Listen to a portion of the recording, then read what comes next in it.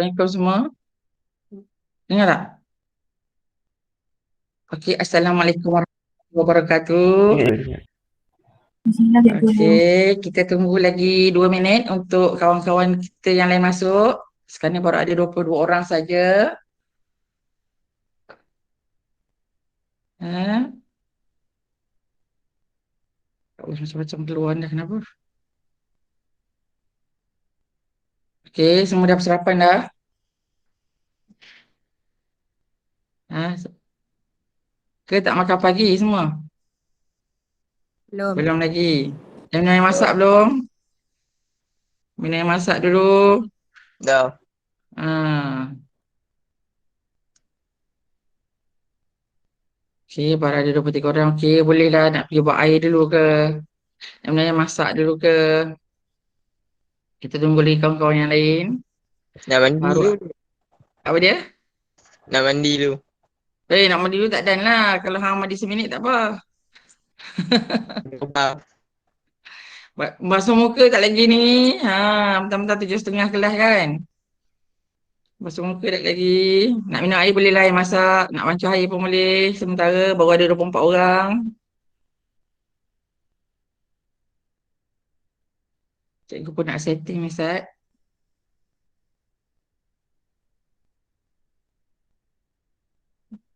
Mana 24. 7.40 kita mula kelas kan, no?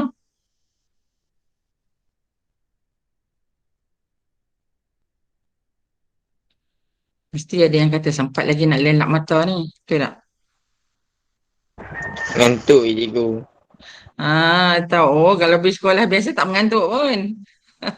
Cikgu ngantuk tu. Duduk di rumah mengantuk, Terlampau lama sangat cuti apa? Ada? Terlampau lama sangat cuti PDPR ni. Tu mengantuk, tak jumpa dengan orang. Ya cikgu, dah lah terperak dalam rumah je cikgu. Keluarlah rumah, petang-petang exercise. Pagi Kelas tak boleh ada kelas. Hmm. Ami buat apa, Mi? Kita cuti, Mi? PDPR di rumah. Dah buat apa? Dah tidur masa. Tak. Bangkit tidur, makan tidur. Kelas, makan tidur, kelas. Dia pusing macam tu lah. Syahir? Syahir macam mana Syahir aktiviti? Semua kelas masuk? Syahir? Syahir? Ya cikgu, ya. Macam mana semua kelas seminggu masuk? InsyaAllah masuk. InsyaAllah masuk. Alhamdulillah. Fizatul? Fizatul. Balkis?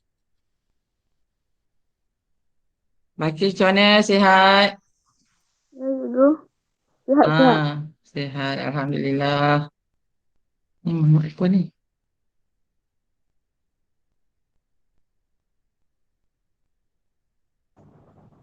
Okey, ada masa lagi 1 minit untuk kita mulakan kelas.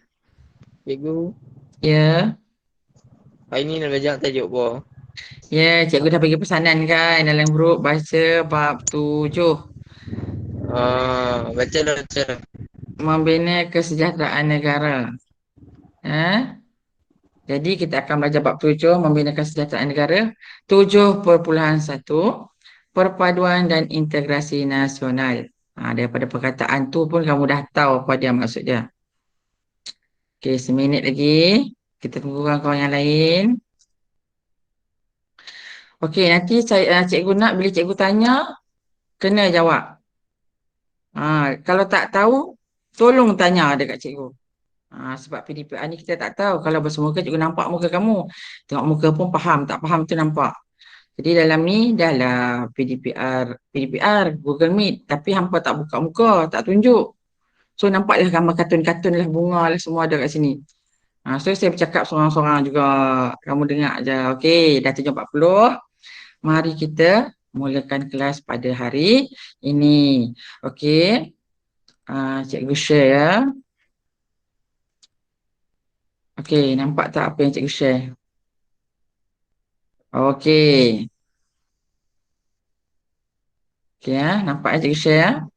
Okey, jadi cikgu nak Assalamualaikum, cikgu mulakan semula. Assalamualaikum warahmatullahi wabarakatuh.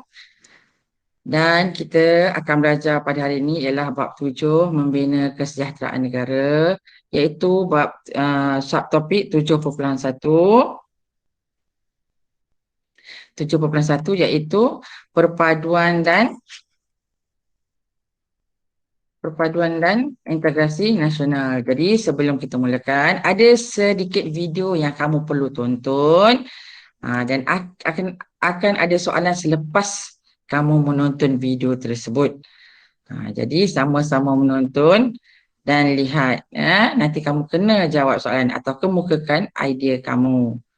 Okey, tengok cerita ni.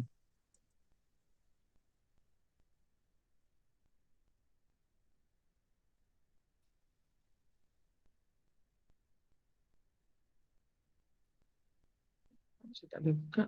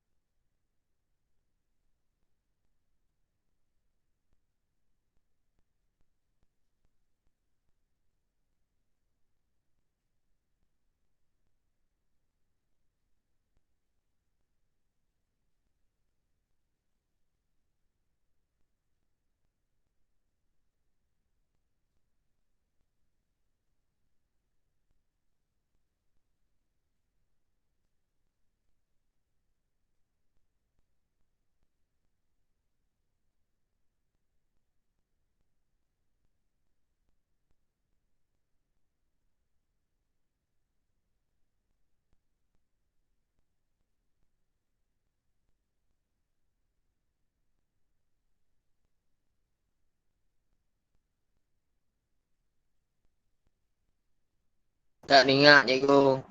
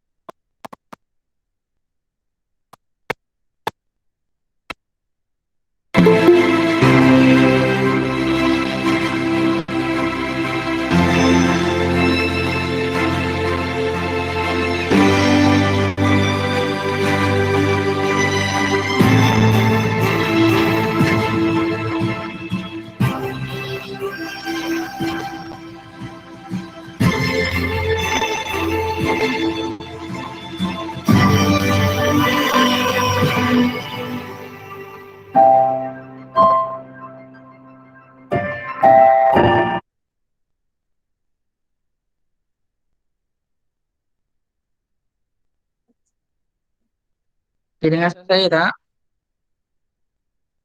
Tak? Dengar? Okey. Dengar cikgu, dengar. Okey, jadi setelah menonton video tersebut selama lebih kurang 1 minit lebih, apa dapatan yang kamu dapat, hasil yang kamu dapat daripada melihat video tersebut?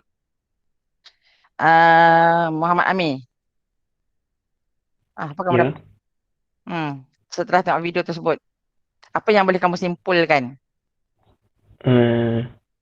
Kita apa? Hendaklah ber hidup macam kita itu bersosial lah antara satu sama lain, tak mengira bangsa dan agama. Ya, betul. Bersosial antara satu sama lain, tak mengira bangsa atau agama. Okey, Jawahir. Tolong menolong. Nabila. Nabila nak jawab. Okey, Nabila. Kuat sikit Nabila bercakap. Tolong menolong. Tolong menolong. Ya, betul. Ada tolong menolong kat situ. Jawahir. Jawahir. Jawahir keluar ke? Terkeluar ke?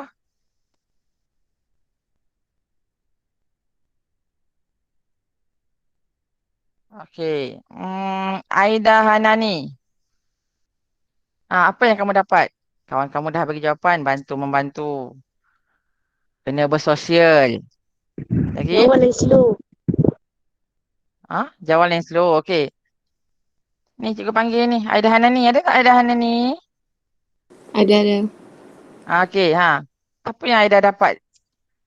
Simpulkan daripada video tersebut.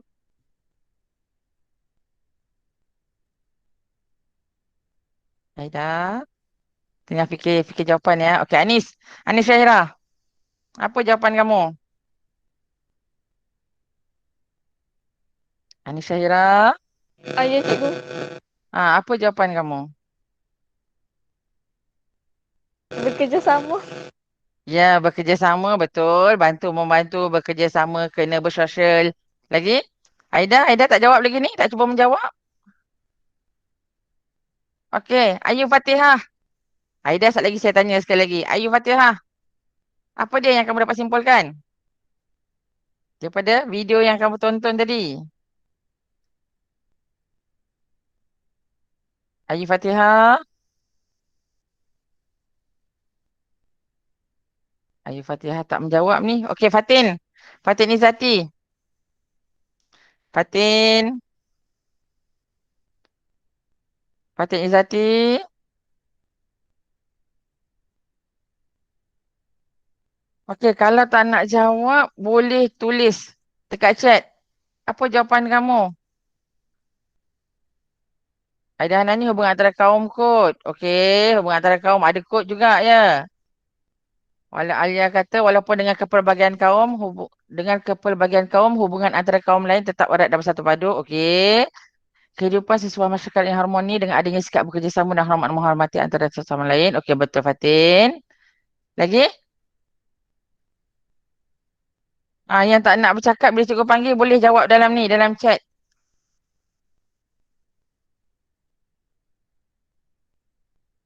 Ayu Fatihah. Husna? Husna cuba jawab. Boleh tulis dalam chat tu, ruangan chat. Perpaduan wujud, ya. Afiq kata memperkasihkan perpaduan kaum dalam membentuk masyarakat bersatu padu. Okey. Betul, perpaduan kaum. Lagi? Ada lagi tak yang nak tolong jawab? Okey. Jadi betul apa jawapan yang kamu semua berikan. Jadi tajuk yang kita nak belajar hari ini ialah tentang apa? Okey, tentang perpaduan dan integrasi nasional. Yang mana pada akhir pembelajaran nanti, kamu akan dapat menjelaskan pemahaman berkaitan dengan usaha-usaha perpaduan dan integrasi nasional. Jadi usaha-usaha dan usaha-usaha perpaduan dan integrasi nasional. Kamu boleh tahu apa usaha yang perlu dilakukan untuk mencapai perpaduan dan integrasi nasional. Jadi, mari kita lihat apa yang ada. Okey, pembinaan negara Malaysia berasaskan perpaduan kaum dan integrasi nasional. Seperti mana yang kamu tahu, negara kita mempunyai pelbagai kaum. Yang mana Elemen ini menjadi asas kekuatan negara kita yang terdiri daripada rakyat berbilang kaum. Ya. Sejarah hubungan kaum di negara kita telah wujud sebelum zaman penjajahan lagi. Ya, hubungan kaum terus diperkukuh selepas negara mencapai kemerdekaan dan pembentukan Malaysia. Jadi, pelbagai langkah dilakukan oleh kerajaan untuk memperkasakan perpaduan kaum dan integrasi nasional dalam membentuk masyarakat yang bersatu padu, harmoni dan sejahtera sebagaimana yang kita kecapi hari ini. Okey. Seterusnya, okey. Kita nak lihat maksud perpaduan dan integrasi nasional. Dua perkara yang berbeza ya, perpaduan dan integrasi nasional. Okey, kedua-dua konsep ini berteraskan perlembagaan persekutuan dan rukun negara. Berteraskan perlembagaan persekutuan dan rukun negara. Cikgu pasti kamu semua tahu ya. Dan dah belajar sebelum ini. Walaupun tak belajar di sekolah, kamu pernah dengar di luar waktu persekolahan. Melalui TV atau radio atau rakan-rakan bercerita atau melalui pembacaan. Ya. Okey, mari kita lihat apa dia maksud atau konsep. Konsep makna perpaduan kaum. Okey. Perpaduan kaum ialah keadaan rakyat daripada pelbagai etnik, agama dan wilayah hidup dengan aman dalam masyarakat yang bersatu. Ya, rakyat yang terdiri daripada pelbagai etnik, agama dan wilayah hidup dengan aman dalam masyarakat yang bersatu. Rakyat memberikan komitmen yang penuh kepada identiti kebangsaan berlandaskan perlembagaan persekutuan dan rukun negara. Okey, apa dia identiti kebangsaan yang kamu tahu? Boleh tak bagi tahu dekat cikgu? Yang Bendera dimasukkan dengan apa dia? ID? Bendera Malaysia. Ya, betul. Bendera Malaysia. Lagi daripada bendera Malaysia yang menunjukkan identiti negara kita. Bendera Malaysia lagi? Negara. Jata negara. Jata negara. Okey, selain ID, ada tak yang tulis dekat chatting ni cikgu nak baca?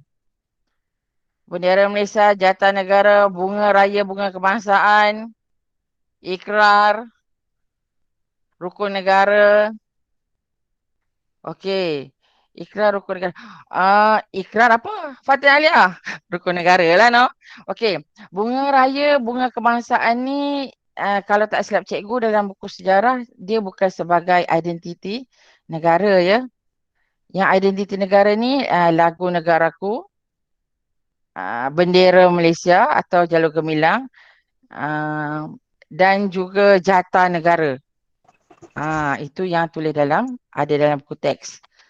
Tapi kalau kamu baca dekat internet, ada juga sumber yang menyatakan bunga raya itu sebagai identiti negara juga. Tugu negara bahasa Malaysia tu bukan identiti negara sayang. Tapi bolehlah kalau tahu tugu negara, ada juga orang tak tahu, betul tak Ayu Fatihah? Betul, tapi tak tepat. Yang tepatnya 3 identiti negara yang kita perlu tahu ya. Iaitu bendera Malaysia, lagu negaraku dan juga jata negara. Okey. Bahasa Malaysia, bahasa Melayu ada dalam perlembagaan persekutuan. Tak apa, boleh diterima. Tapi kalau dalam buku teks, 3 identiti negara yang kita belajar. Okey, terima kasih. Jadi itu perpaduan kaum ya.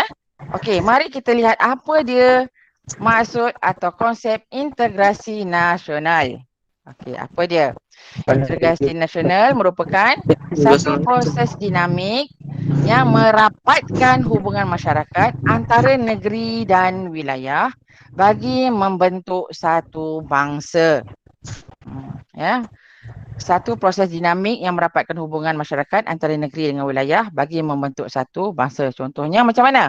Siapa boleh bagi contoh? Hmm?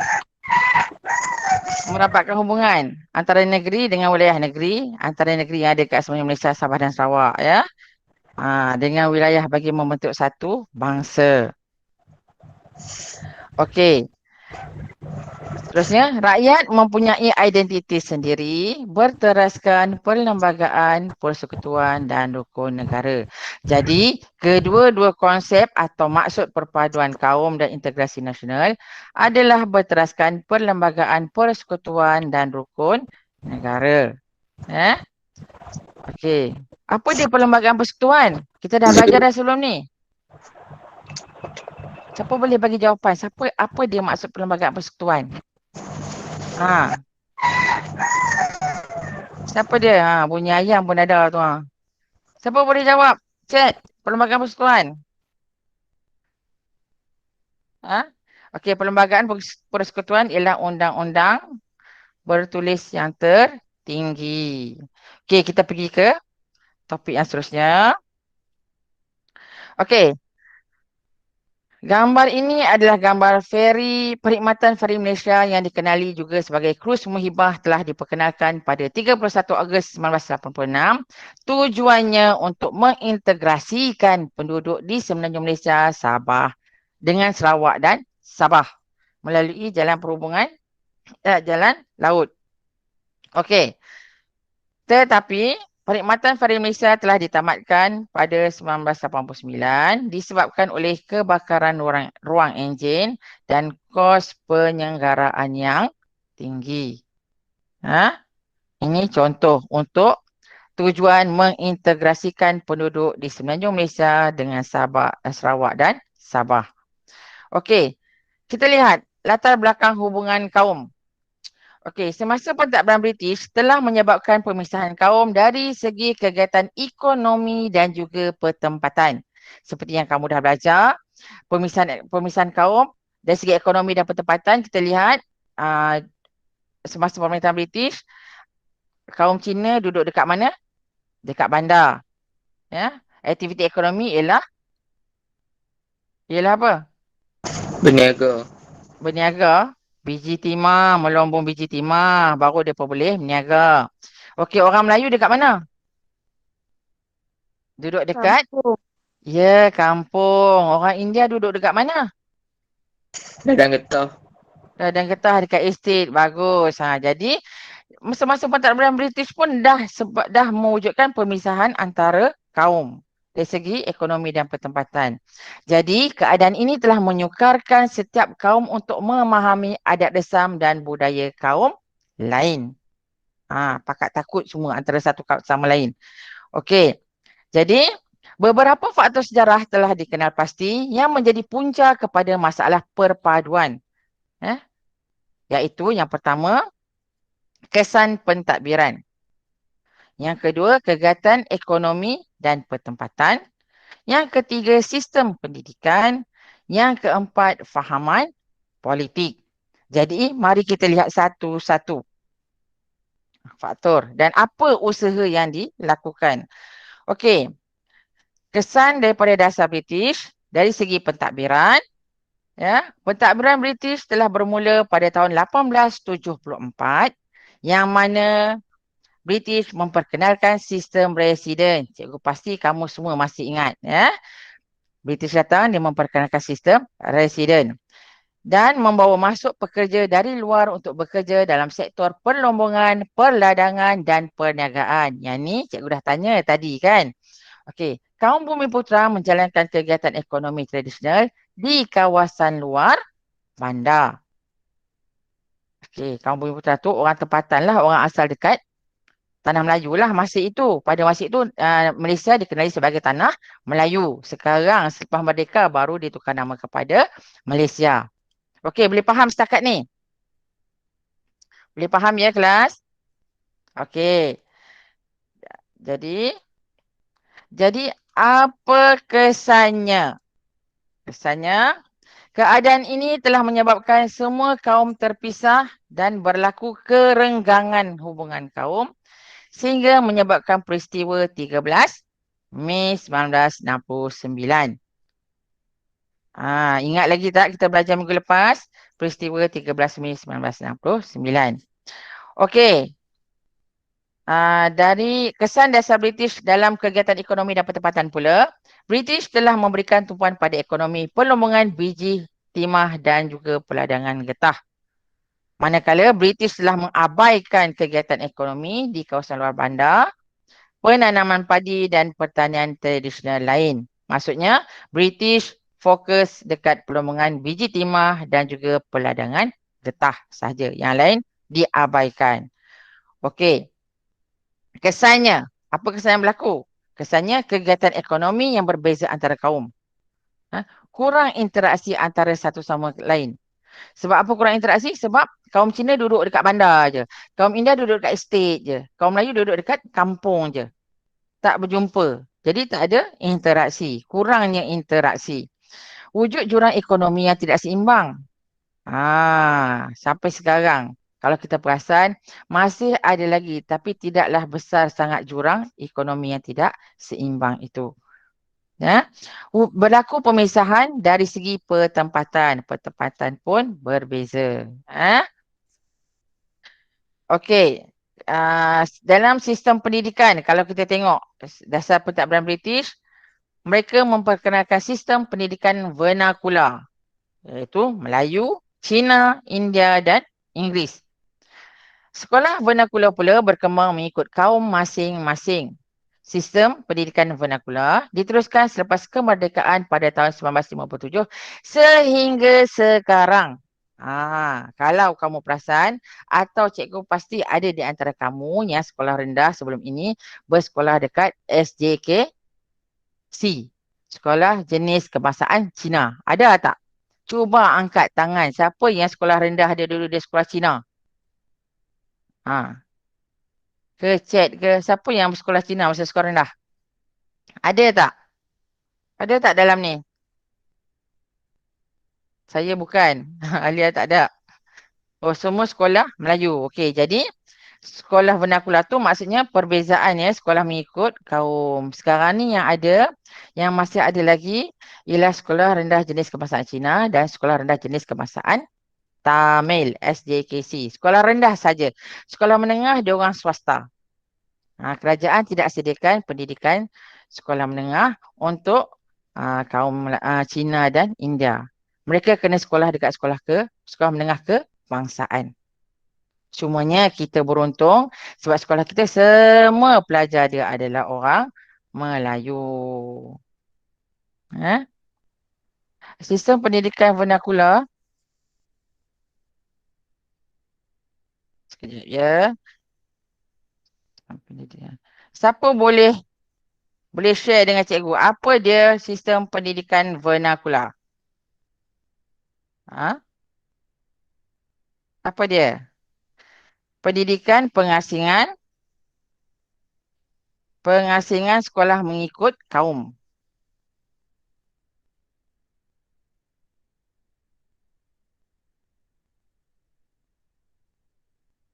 Ya.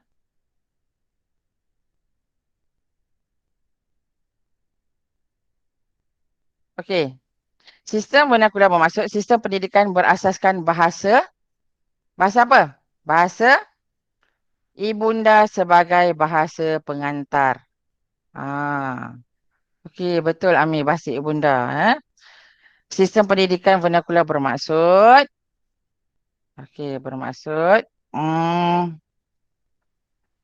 sistem pendidikan berasaskan bahasa ibunda sebagai bahasa pengantar. Sistem pendidikan berasaskan bahasa ibunda sebagai bahasa pengantar. Sebab tu, kalau kamu perasan, semua sekolah tak kira sekolah jenis kebangsaan Cina atau sekolah jenis kebangsaan Tamil mesti belajar bahasa Melayu. Tidak boleh tinggal. Walaupun mereka belajar bahasa Tamil dan bahasa Cina sendiri. Sebab tu kalau kamu perasan dalam peperiksaan SPM ada peperiksaan bahasa Cina dan bahasa Tamil. Ha? Okey. Jadi kesannya apa? Daripada sistem pendidikan vernakular ni. Telah mewujudkan perbezaan pemikiran dalam kalangan rakyat yang berbilang kaum. Okey, kita lihat yang seterusnya. Fahaman politik. Yang akhir sekali di fahaman politik. Polarisasi kaum disebabkan perbezaan kegiatan ekonomi dan pertempatan menyebabkan penubuhan parti-parti politik yang berasaskan kaum. Parti-parti ini memperjuangkan isu kaum masing-masing. Dari segi bahasa, budaya, pendidikan dan ekonomi. Jadi, kesannya, keadaan ini mempengaruhi hubungan antara kaum di negara ini. Okey, boleh setakat ni? Okey, mari kita tengok apa dia usaha memperkasa perpaduan dan integrasi nasional. Dari segi politik, ekonomi dan sosial. Okey, dari segi politik, telah ditubuhkan Jabatan Perpaduan Negara, memperkenalkan rukun negara sebagai ideologi negara, menubuhkan Majlis Muhibah Negara pada 18 Julai 1969 yang mana untuk menggalakkan perkembangan perasaan muhibah antara masyarakat yang berbilang kaum di Malaysia. Yang keempat, menyelaraskan perkhidmatan awam antara semua negeri. Penyelarasan ini mewujudkan integrasi antara negeri. Yang kelima, membentuk gabungan parti politik pelbagai kaum. Yang keenam, mewujudkan Majlis Perundangan Negara pada 29 Januari 1970 yang mana telah mewujudkan garis panduan bagi kerjasama antara kaum dan integrasi nasional antara negeri dengan wilayah. Selain itu, majlis ini juga bertujuan memupuk identiti kebangsaan dalam kalangan rakyat. Yang ini 6 usaha yang dilaksanakan untuk memperkasa perpaduan dan integrasi nasional dalam politik. Kita tengok pula dari segi ekonomi. Okey, apa usaha yang dilakukan? Meneruskan rancangan pembangunan 5 tahun Malaysia dengan memperkenalkan dasar ekonomi baru DEB dan dasar pembangunan nasional atau singkatan dia DPN. Rancangan pembangunan tanah diperkenalkan untuk menambah pendapatan rakyat dan membasmi kemiskinan. Memperkenalkan zon perindustrian dengan memajukan industri-industri, contohnya dekat Bayan Lepas, Pasir Gudang dan Pelabuhan Kelang. Okey. Selain itu, penghijrahan penduduk luar bandar ke bandar berlaku disebabkan oleh peluang pekerjaan yang terbuka luas kepada semua kaum. Kalau kamu perasan sekarang ni kita PKP kan disebabkan oleh COVID kan, virus COVID-19. Jadi, banyak kilang, kalau kamu perasan banyak yang kena virus COVID ni adalah pekerja di kilang, betul tak? Jadi, penghijrahan beramai-ramai daripada luar bandar ke bandar berlaku kerana ada peluang pekerjaan yang banyak dekat Kuala Lumpur dan Selangor. Kalau kes COVID tinggi dekat Selangor kan, banyak kilang di Selangor. Jadi, itu disebabkan oleh peluang pekerjaan. Itu contoh, cikgu kaitkan dengan situasi sekarang. Ya. Okey, hal ini mempercepatkan lagi proses integrasi. Pembangunan ekonomi wilayah telah membuka peluang kepada semua kaum bersaing dalam ekonomi secara adil. Semua kaum Cina, India, Melayu dapat bekerja bersama-sama. Okey, dari segi sosial. Memperkenalkan Akta Pendidikan 1996 dan melaksanakan dasar-dasar pendidikan yang mana yang pertama ialah laporan Rahman Talib, laporan Jawatan Kuasa Kabinet, falsafah pendidikan kebangsaan. Sistem pendidikan kebangsaan dapat melahirkan rakyat yang patriotik. Kedua, memperkasakan bahasa Melayu sebagai bahasa kebangsaan. Dengan membuat pengenalan Akta Bahasa Kebangsaan, penubuhan Universiti Kebangsaan Malaysia atau UKM sebagai pusat ilmu dan peranan Dewan Bahasa dan Pustaka DBP bagi menyebar luas penggunaan bahasa kebangsaan. Langkah ini dapat melahirkan masyarakat yang mempunyai satu identiti bahasa yang sama. Jadi, semua kaum di Malaysia berkomunikasi menggunakan bahasa Melayu. Ketiga, mewujudkan satu kebudayaan kebangsaan yang mana membentuk identiti bangsa Melayu yang bersatu padu. Yang keempat, menggalakkan penglibatan dalam sukan. Mewujudkan semangat kekitaan dan perpaduan dalam kalangan rakyat pelbagai kaum. Contoh terdekat, menggalakkan penglibatan dalam sukan. Contohnya, aktiviti co-curriculum yang dilaksanakan di sekolah. Termasuklah sekolah kita. Yang kelima, memperkenalkan rukun negara. Merupakan tunjang kesetiaan rakyat berbelang kaum terhadap bangsa dan negara. Sebab itu, setiap kali perhimpunan pada hari Isnin, kalau sebelum berlaku COVID, kita akan membaca ikrar rukun negara. Jadi, boleh faham setakat ini? Ada berapa usaha? Ada berapa usaha yang cikgu dah terangkan tadi? Memperkasa perpaduan integrasi nasional. Ada 3, iaitu dari segi boleh kalau nak jawab, nak tulis pun boleh. Dari segi apa Jawahir? Dari segi apa Nabila? Politik. Okey, terima kasih. Lagi? Okey, ada yang jawab politik, ekonomi, sosial. Sosial pula. Sosial. Okey, betul. Terima kasih. Jadi, kesimpulannya ialah pelbagai usaha telah dilakukan secara berterusan dapat memantapkan hubungan rakyat berbilang kaum di negara ini. Sebagai rakyat Malaysia, kita perlu menghargai kepentingan menjaga perpaduan dan keharmonian kaum demi kestabilan politik, pembangunan negara dan kesejahteraan sosial. Kita perlu jaga, menghargai untuk menjaga perpaduan dan keharmonian. Okey, jadi setakat ini boleh faham ya? Atau ada apa soalan? Ya, okey, Aidil faham. Okey, jadi mari kita lihat soalan. Ini tugasan hari ini yang kamu perlu salin dalam buku tulis soalan latihan, soalan struktur. Satu soalan struktur sahaja. Ada pecahan A, B dan C. Jadi, kita lihat soalan pertama. Satu soalan je lah. Soalan 1A. Okey, selepas mencapai kemerdekaan, usaha memperkasa perpaduan dan integrasi nasional telah dilaksanakan secara konsisten dan berterusan sehingga hari ini. Okey, apakah ini? Ini soalan ke? Adakah ini soalan kelas? Penyataan. Pernyataan, betul. Terima kasih. Ini adalah pernyataan atau stimulus. Okey. Okey, jadi ini baru soalan. A. Nyatakan 2 langkah politik yang dilaksanakan bagi mencapai hasrat tersebut. Apa dia 2 langkah politik yang dilaksanakan bagi mencapai hasrat tersebut? Kamu boleh buka buku teks.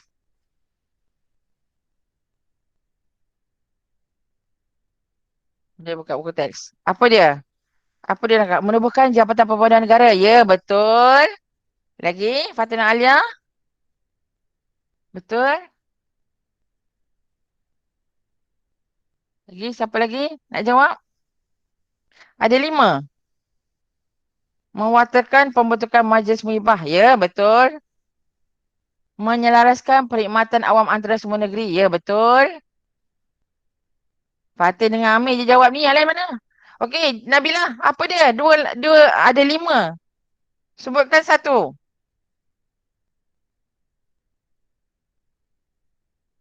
Sebutkan 1. Anis Syairah membentuk gabungan parti politik. Ya. Nabila boleh tulis dalam chat tu. Jawahir membentuk gabungan parti politik. Ya, betul Jawahir. Ya, terima kasih. Ayu Fatihah, Solehah ada masuk tak? Cuba jawab. Cuba jawab. Farisha.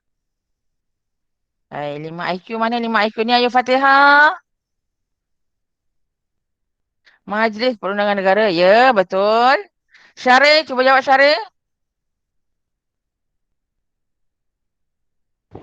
Gabungan parti politik. Ya, betul. Solehah.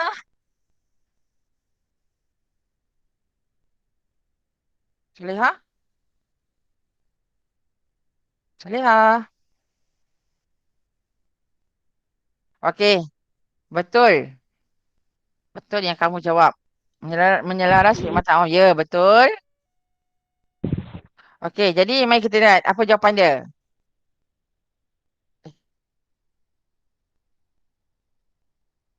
Okey. Soalan ini dia tanya, nyatakan dua langkah politik yang dilaksanakan bagi mencapai hasrat tersebut. Dia akan bagi satu Roman dan dua Roman. Bila ada satu Roman dan dua Roman, kamu terus tulis apa yang dilaksanakan. Ya? Satu kamu jawab tadi, penubuhan Jabatan Perpaduan Negara. Terus tulis, tak payah buat ayat.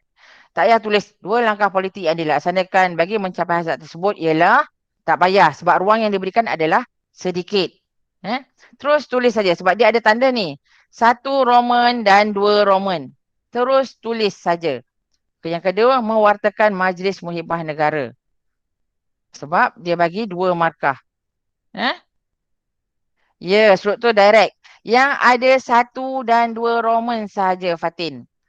Kalau dia bagi garisan terus, macam soalan B ini, okey, yang ini jawapan nak cari dekat buku teks. Cikgu tunjuk yang ni dulu sebelum masuk soalan B.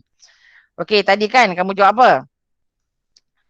Okey, dari segi politik, Jabatan Perpaduan Negara, betul tak? Lepas tu, Majlis Muhibah Negara. Terus tulis saja jawapan ini. Tak payah buat ayat panjang. Lagi, Majlis Perundingan Negara. Okay, gabungan parti, politik dan menyelaraskan perkhidmatan awam. Dia nak dua markah, maksudnya tulis dua saja. Mana-mana yang ada dalam ni. Mana-mana 5 yang dalam ni. Tak perlu buat ayat lengkap. Okey, ini untuk yang ada, dia minta jawapan, dia tulis satu Roman, dua Roman ke, tiga Roman ke. Terus tulis jawapan. Okey, tak perlu buat ayat permulaan. Okey, kalau begini, perlu buat ayat permulaan. Mesti buat. Tak boleh buat dash, tak boleh buat bintang, tak boleh terus tulis. Mesti buat ayat. Tak boleh terus tulis macam tadi. Tak boleh tulis menyelaraskan perkhidmatan awam. Tak boleh. Jadi, soalan dia, aspek ekonomi, tengok cikgu dah highlightkan ekonomi, dia nak ekonomi ya. Turut diberi perhatian bagi mencapai perpaduan dan integrasi nasional. Buktikan. Apa bukti? Kamu kena nyatakan apa bukti yang ada dalam buku teks tadi, yang kita belajar tadi, dari segi aspek ekonomi. Soalan A tadi politik kan? Yang ni ekonomi pula. Dalam aspek ekonomi, turut diberi perhatian bagi mencapai perpaduan dan integrasi nasional. Buktikan. So, macam mana? Dia bagi markah 4. Kena buat ayat.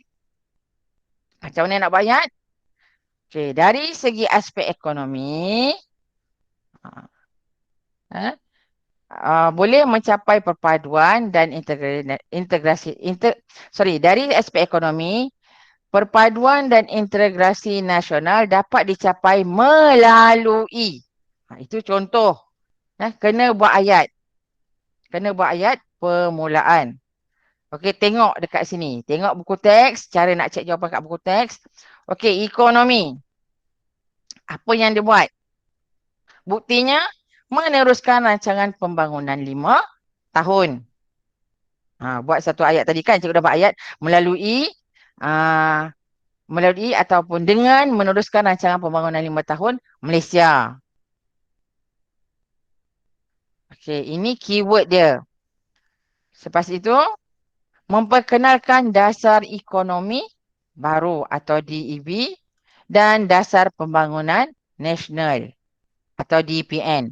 Kalau nak tulis jawapan, kamu tak boleh terus tulis DEB. Kamu kena tulis dasar ekonomi baru dalam kurungan DEB. Baru dapat markah. Sekiranya kamu terus tulis memperkenalkan DEB dan DPN, kamu tak dapat markah. Sebab pemeriksa tak tahu apa DEB, apa DPN. Apa maksud untuk itu? Jadi lebih baik kamu tulis jawapan yang tepat dasar ekonomi baru dan dasar pembangunan nasional. Tak buat yang singkatan tu pun tak apa. Janji nama penuh ni barulah pemeriksa tahu dan faham apa yang kamu tulis atau jawab. Okey. Selain itu, pembangunan masyarakat luar bandar dan wilayah. Ini adalah keyword-keyword dia. Jadi kamu kena jawab menggunakan penanda wacana. Okey. Selain itu apa lagi? Okey. Zon perindustrian bebas.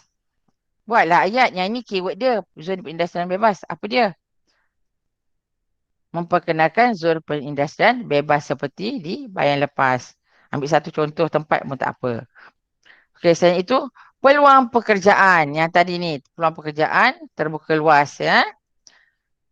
Pembangunan ekonomi wilayah termasuk Sarawak dan Sabah. Ini keyword-keyword dia.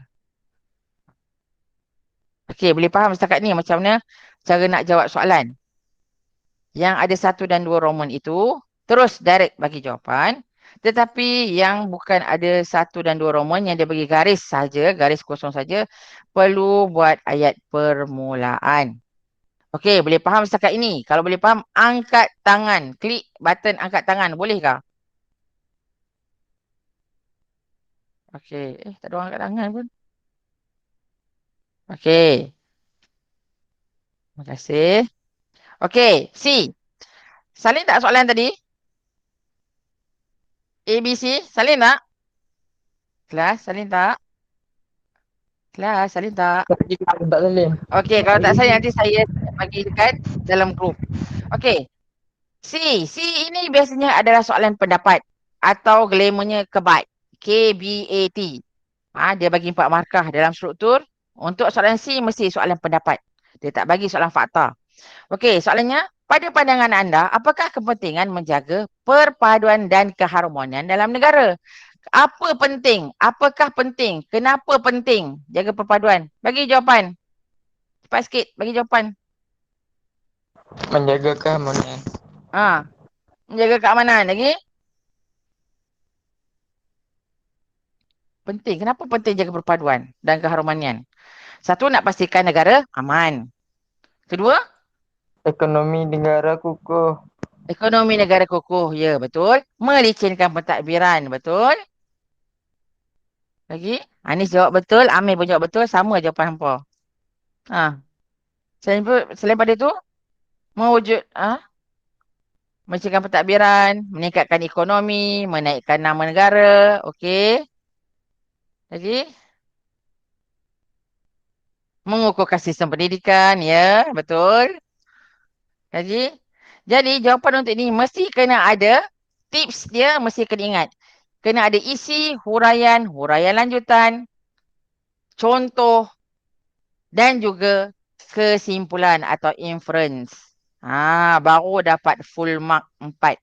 Kalau setakat bagi isi, huraian dan contoh, baru dapat 3. 3 pun tak mungkin sebab kamu punya sekarang ni pemarkahan adalah berbentuk rubrik. Bukan berbentuk fakta.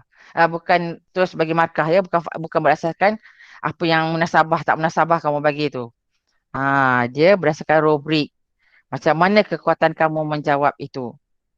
Kestabilan politik, pembangunan negara dan kesejahteraan sosial. Ya, betul. Terima kasih. Jadi betul semua jawapan yang bagi. Jadi sampai di sini saja. Yang ini nanti cikgu akan screenshot bagi dekat grup dan kamu buat dalam buku latihan. Cuba jawab ya. Video ini juga saya akan record dan bagi dalam grup. Kepada yang tak masuk boleh tengok. Okey. Jadi, okey, sekian terima kasih. Ada apa-apa soalan? Setakat ni tak ada ya? Saya nak habiskan kelas ni. Okey, jadi ada satu game.